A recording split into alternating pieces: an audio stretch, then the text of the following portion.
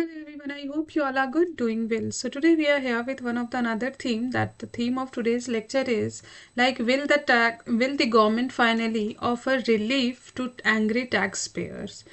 We are going to see the new budget that is going to be on the table in the next month, that is budget of 2025-26. So this in today's lecture we are going to see what are the expectations we as a taxpayer are having from our government. So our Finance Minister Nirmala Sitharaman is all set to present the budget of 2025-26 amidst rising discontent among taxpayers, especially the middle class. So the budget has heightened expectations with citizens demanding relief and meaningful reform. With a tax reform dating back 6 decades, there is a speculation about significant changes to the tax system. So in today's lecture, we are going to see in detail analysis based on the insights from the Ankit Sagarwal discussion. So in the next slide, we are going to see taxpayer discontent. So many taxpayers, particularly the middle class, have expressed dissatisfaction on social media, citing a lack of benefits despite their contributions. So this frustration stems from a perceived imbalance in tax benefit and the distribution of the tax burden. Next point is lower taxpayer base. So till present, only 7.5 crore individual filed ITR, that is income tax return, last year in a country which is having a population of over 140 crore. So out of this, 63%, that is approximately 4.7 crore, paid zero tax. So leaving only 2.8 crore actual taxpayer. So we can see only 40,000 individuals pay more than 15 lakh in tax annually. So the next we are seeing the middle class burden. So the middle class contributes over 80% of tax revenue, and they face tax on income, be it capital gain from the stock market profit, high consumption taxes on goods and services, vehicle purchase, road tax, and various levies. So if we talk about the high net worth individual, so they contribute about 20% of tax revenue, but often relocate abroad due to dissatisfaction with government and infrastructure. So every year we are seeing like thousands of billionaires leaving India, leading to capital outflow. So next what we are seeing, if we talk about the economic contribution, so agriculture income, we see that remain out of the income from the agriculture remain tax exempt, leaving 60 crore individuals outside the tax net. So tax revenue primarily depends on the salaried class and small business, leading to an overburdened system. So we have seen this middle class burden, low taxpayer, and other point. Now we are going to look after the potential reform which we are in need. So if I talk about the reform which we are expecting in the budget of 2025-26, that is in direct tax reform. I hope you all have gone through the basic in economics, because UPSC has asked time and again with respect to this topic. What is budget? What is the theme of a budget? How much amount? What is the fiscal deficit? How much amount has been allocated to which scheme? What are the source from where the government received the largest tax? Like this kind of a question, what constitute under GST? So this kind of a question has already been asked. So I request you all, before reading your budget which is going to be presented in coming month, I request you all to complete your basics about economics. So that will help you to understand what is direct tax, what is indirect tax. Then we will see what is revenue, from where government receive revenue, what is long-term capital gain tax. So you have to be very much clear about this small factual information or the basic of economics before reading the actual government budget. So let's see here, come to the lecture, that is direct tax reform. So the Income Tax Act of 1961 remains the backbone of India's tax system despite being outdated. So previous attempt to reform the tax structure was done in the year 2010 and 2019, but that failed to materialize. So what are the expected reforms? Simplification of tax slab. Like if we look at the indirect tax system today, that is of GST, there are number of slabs under GST: 5%, 10%, 18%, 28%, 15%. So what we, as a normal citizen of this country, it is very difficult to understand this tax slab. So we are expecting to make this slab under 2 or 3 subheading like 5%, 10% and 15%. So simplification of tax slab is one of the expectation, because potential adjustment to tax rate for the middle class and it will provide a kind of a adjustment to the tax rate for the middle class to ease their burden. If I talk about the long-term goal, then broaden the tax base to include more individuals and reduce reliance on the middle class. Next, what we are seeing, that is GST, goods and services tax. So time and again UPSC has asked question from this area. From the year GST has been implemented or that has been implemented in our country, the question has been asked every year: what constitute under the basket of GST?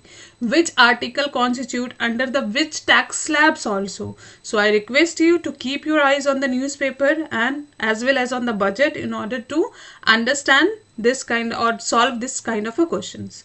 So under GST, calls to lower GST rates on essential goods and bring petroleum product under GST, because earlier also we have seen how this rise in the petroleum product will further infuse or will further increase the inflation, and if the inflation will increase, then RBI is not going to reduce the repo rate, and if RBI is not going to reduce the repo rate, then there won't be cheaper loan would be available for the common citizen, and if the interest rate is being charged high from the common people, then the common people are not going to take loan from the bank, so the circulation of money will be impacted. So we have covered this point also when we were dealing with the US sanction on Russian oil. So if you have not watched that lecture, you can also look there. Currently, state and central government impose heavy taxes on the petrol and diesel, leading to inflated price. So next point, that is corporate tax rate. So this corporate tax rate were reduced in the year 2019, making further reduction unlikely. India need to remain competitive globally, especially with US tax rate cuts under Donald Trump. So what are the executive reform he has made from the very first day in his office? We have also covered that. So I request, if you have not watched that lecture, that what are the expectations or what are the executive steps which Donald Trump has taken as a 47th president of US. So I request you to go to that lecture and watch that also. So the next we can see, that is relief measure for middle class. So speculation about rising tax exemption limit, providing higher deduction under the section 80C for investment, reducing capital gain tax rate, microeconomic stability. The question has been asked from here also. Like you have to be very much I would say very much confident while dealing economics question, then only you can mark it correct. So the question has been asked from the microeconomics subtopic and macroeconomic subtopic also. So go and revise your basic notes. So if I talk about the microeconomic stability, under it we can see focus on a fiscal discipline to attract foreign investment. India's fiscal deficit, which peaked at 9% during COVID, need to be reduced to the target of 3% of GDP. Infrastructure spending and targeted borrowing are the key priorities. Let's look at the challenges to this reform. So first we are seeing agriculture income exemptions. I already explained that with over 60 crore Indian dependent on agriculture, taxing agriculture income is politically sensitive. So this being the one of the challenge in order to bring reform. So balancing growth and taxation. So the government must encourage investment without overburdening taxpayer or business. Retrospective tax lesson like past error like Vodafone retrospective tax case in the year 2012 caused investor distrust. So stability and predictability in tax are crucial to maintain investor confidence. Global compromise. So borrowing rate differentials between India and US have narrowed. That is from 5% to 2%, reflecting India's improved credit worthiness. So, but there are like we see, however, like I could say, however, the global economic landscape remain very competitive. So let's look after the public demand. So what are these public demand? First, what they are demanding, simplification of a tax structure. So taxpayer want simpler rules to reduce compliance burden. Next, lower tax rate. So call for deduction in a both income tax and consumption tax like GST.